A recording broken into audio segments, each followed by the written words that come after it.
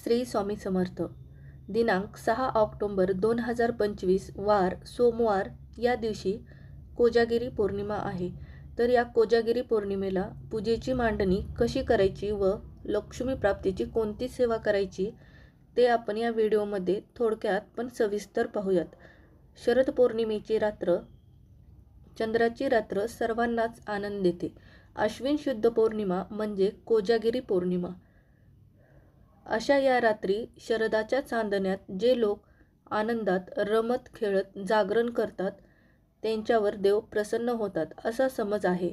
हा उत्सव अश्विन शुद्ध पौर्णिमा या दिवशी रात्री ठीक 12 ते 12:39 या 39 मिनिटात करायचा असतो. भगवान इंद्र, लक्ष्मी, चंद्र व कुबेर यांची वर्षातून सेवा करण्याची ही एकमेव वेळ असते. शक्यतो हा उत्सव प्रत्येक सेवेकऱ्यांनी आपल्या घरीच करावा. उपरोक्त वरील देवता या दिवशी पृथ्वी तलावर आशीर्वाद देण्यासाठी येत असतात. त्यांना अमृताचा म्हणजेच दुधाचा नैवेद्य करावा. पूजेची मांडणी करताना एका पाटावर किंवा चौरंगावर पांढरे वस्त्र अंथरून घ्यावे. लक्ष्मीचे प्रतीक म्हणून विड्याच्या जोडपानावर श्री गुरुपीठातून घेतलेले सिद्ध श्रीयंत्र ठेवावे.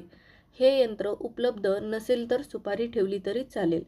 दुसऱ्या जोडपानावर कुबेराचे प्रतीक म्हणून श्री गुरुपीठातून घेतलेले सिद्ध लक्ष्मी कुबेर यंत्र ठेवावे.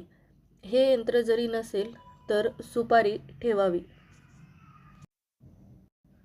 त्यानंतर तांदळाच्या राशीवर पाण्याने भरलेला तांब्याचा तांब्या किंवा गडवा, त्यात आंब्याचा डगळा इंद्राचे प्रतीक म्हणून घ्यावा. जर आंब्याचा डगळा नसेल तर विड्याची पाने घेतली तरी चालतील. चंद्राचे प्रतीक म्हणून चंदनाचा भरीव गोल बनवावा.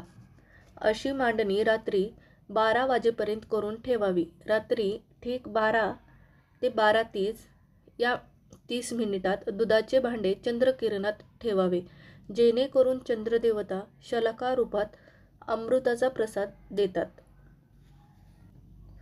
12:30 वाजता पूजेच्या पाटासमोर पाण्याने भरीव चौकोन मंडल करून त्यावर दुधाचे भांडे ठेवून चारही देवतांची हळदी कुंकू, पांढरे फुले, अक्षता व अष्टगंध वाहून पूजा करावी. दुपारीच तुळशीपत्र तोडून ठेवावे.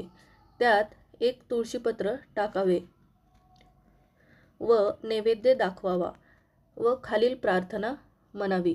ऋणरोगादी दारिद्र्यम अपमृत्युभय शोक मनस्ताप नाशयंतु मम सर्वदा. दुधाचा नैवेद्य फक्त घरातील व्यक्तींनीच घ्यावा.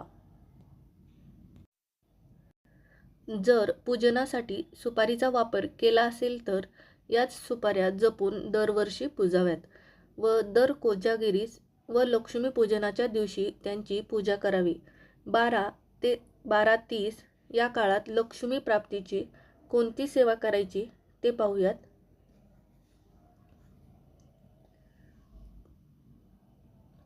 श्री स्वामी समर्थ मंत्राचा 11 माळी जप, श्री लक्ष्मी गायत्री मंत्राचा 1 माळी जप, श्री विष्णू गायत्री मंत्र 1 माळ, श्री कुबेर मंत्र 1 माळ, 16 वेळा श्री सूक्त, व्यंकटेश स्तोत्र 1 वेळा व गीतेचा 15वा अध्याय वाचावा. ही अतिशय महत्त्वाची लक्ष्मी प्राप्तीची सेवा आहे. लक्ष्मी म्हणजेच श्री, शोभा. लक्ष्मी अनेक प्रकारची आहे. वित्तलक्ष्मी, गुणलक्ष्मी, लक्ष्मी, भावलक्ष्मी वगैरे सर्वच प्रकारची लक्ष्मी जागृत माणसाला मिळते. आळशी, प्रमादी किंवा झोपाळू माणूस प्रत्यक्ष समोर असलेल्या लक्ष्मीलाही ओळखू शकत नाही. देवी महालक्ष्मी ही परम दयाळू आहे.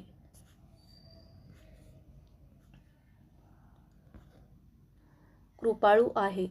ती हित करणारी आहे. पण या देवीची मोठी बहीण मात्र संकटे आणते, त्रास देते, कटकटी निर्माण करते अशी कल्पना आहे. मोठ्या बहिणीस अक्काबाई म्हणतात. तिची अवकृपा झाली की लोक म्हणतात अक्काबाईचा फेरा आला. ही अक्काबाई पौर्णिमेच्या दिवशी अनेक झोपलेल्या आळशी लोकांवर रागवते, पण जे जागरण करतात, वरील सेवा करतात, त्यांना सुख, समाधान, संपत्ती लाभते. कोण जागते आहे, को जागरती यावरून या पौर्णिमेला कोजागिरी असे नाव पडलेले आहे. याच पौर्णिमेचे रात्री राजा इंद्रही पृथ्वीवर फिरत असतो आणि पूजा कोण करत आहे किंवा करत नाही हे पाहत असतो. वारंवार तो को जागरता असे विचारतो. यावरून हे नाव रूढ झाले आहे. श्री स्वामी समर्थ.